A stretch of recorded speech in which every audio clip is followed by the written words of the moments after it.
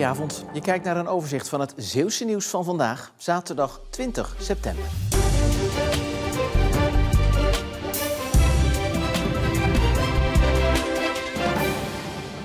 Honderden mensen uit verschillende landen kwamen vandaag naar de Grote of Maria Magdalena-kerk in Goes.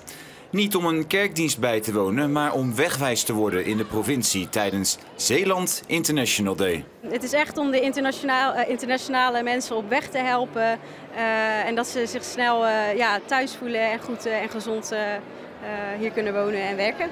En hoe belangrijk zijn die mensen voor Zeeland? Ja, best wel belangrijk. Ook voor onze economie. Er zijn ontzettend veel internationale bedrijven, maar ook gewoon bedrijven die arbeidskrachten nodig hebben. We hebben 15.000 tot 16.000 internationale werkende mensen in Zeeland. Dus dat is best wel wat.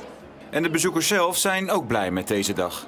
I think it's great to do networking and get to know the people working behind the booths and see if it leads to something in the future. Yeah, I think it's very good because when I just came here, I didn't know this much about Zeeland, so I think it's a very nice event for the beginners in Zeeland, so yeah, it's meaningful.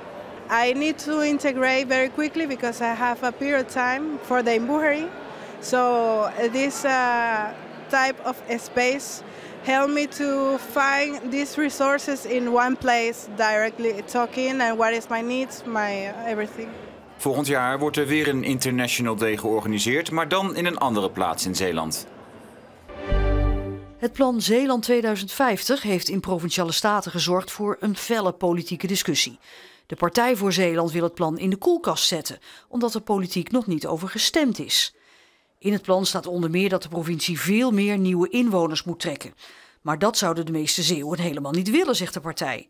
En dat terwijl commissaris van de Koning Hugo de Jonge het plan namens Zeeland al heeft gepresenteerd in Den Haag. Een product zonder status ligt daar nu. En iedereen die dat feestelijk in ontvangst genomen heeft, die weet nu wat Zeeland wil. Maar het is niet wat we willen, want we hebben er niet over besloten. En u kunt zich wel in allerlei bochten wringen, maar dit kan gewoon niet. Dit is de wereld op zijn kop. Maar volgens het dagelijks provinciebestuur staat het plan Zeeland 2050 nog helemaal niet vast. Het is een document wat door gemeenten, waterschap en provincie in samenwerking met allerlei maatschappelijke organisaties is bedacht. Het is ook geen beleid. Het is een pamflet waarin lijnen staan hoe je naar de toekomst toe Zeeland zou kunnen vormgeven. Maar alles wat in het pamflet staat, heeft geen zeggingskracht. Daar namen de meeste partijen in Provinciale Staten genoegen mee. De motie van de Partij voor Zeeland om het plan Zeeland 2050 voorlopig uit alle beleidsstukken te halen, haalde het daarom niet. Dit zijn de hoofdrolspelers in de documentaire Zwaar Plat, die gisteravond in première ging op Film by the Sea in Vlissingen. Kickbokser Tian de Vries uit Borselen en zijn trainer Luc Verheijen.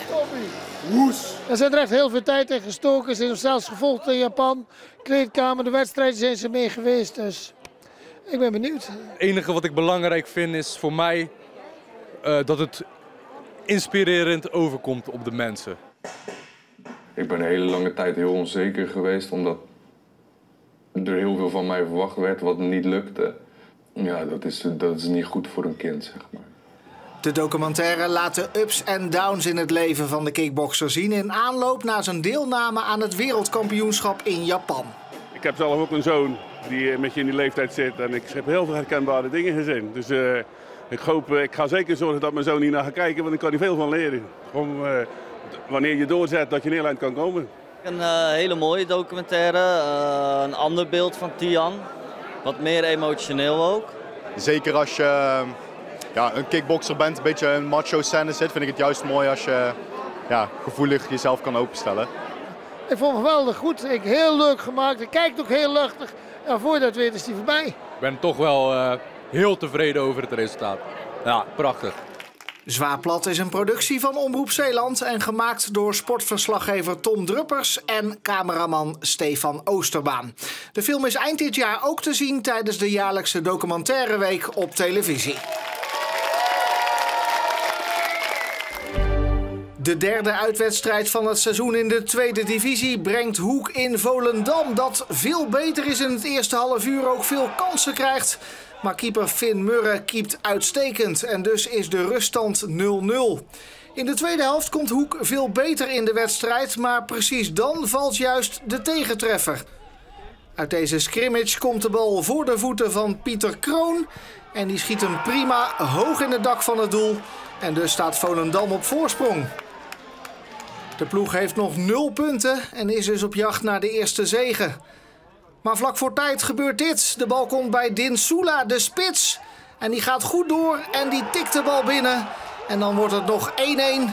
En dan denkt Hoek nog op jacht te kunnen naar de overwinning. Maar in de allerlaatste minuut een prachtig ingestudeerde vrije trap. En de bal gaat via het hoofd van Karregat binnen. Volendam wint met 2-1 van Hoek, dat de eerste nederlaag van het seizoen leidt. We begonnen deze zaterdag droog met ruimte voor de zon. En voor de buien uit liep de temperatuur nog eventjes op naar zo'n 22 tot 24 graden. Maar ja, in de loop van de middag nam de bewolking toe en vanuit het zuidwesten volgde al vrij snel een aantal buien of zelfs perioden met regen. Nou, na de regen zakte de temperatuur terug naar zo'n 19 graden en stak ook een stevige zuidwestenwind op. Nou, ook vanavond blijft er eerst nog kans op een regen- of onweersbui. Komende nacht is het droog met wolkenvelden en opklaringen. De temperatuur daalt naar zo'n 14 of 15 graden met vooral langs de kust een toenemende westenwind. Die kan daar krachtig worden met een windkracht 6. Nou, morgen hebben we vooral in de ochtend te maken met mogelijk een aantal buien, maar die trekken vrij snel weg. Morgenmiddag ziet er dan veel beter uit met perioden met zon en is het een behoorlijk stuk koeler met middagtemperaturen van 17 graden en waait er een vrij stevige noordwestelijke wind. Nou, de rest van de dagen is het licht wisselvallig, van tijd tot tijd wat lichte regen of een bui, maar zeker geen grote hoeveelheden. En het is beduidend koeler, overdag slechts 16 of 17 graden. En tot zover voor het laatste nieuws. Volg je ons natuurlijk online. Dat kan via de app of onze website. En graag tot straks, want dan ben ik bij je terug met Zeeland de Week. Met een overzicht van het nieuws van de afgelopen week. Dus graag tot zo.